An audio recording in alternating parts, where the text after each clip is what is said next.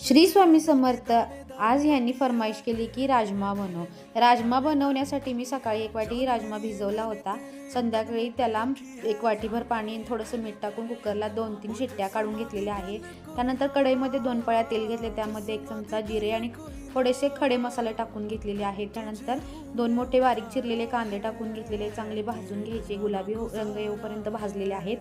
त्यामध्ये 1 चमचा आलं लसूणची पेस्ट आणि 3 टोमॅटोची प्युरी टाकून घ्यायची, चांगलं परतवून घ्यायचं। त्यानंतर त्यामध्ये धने जिरेची पूड, हळद पावडर आणि कोल्हापुरी लाल तिखट मसाला आणि बेडगी मिरची पावडर असं सर्व टाकून घ्यायचं। चवीप्रमाणे मीठ टाकायचं आणि कुकरला 2-3 शिट्ट्या काढल्यानंतर राजमा एकदम मऊ असा शिजला होता तो टाकून घ्यायचा।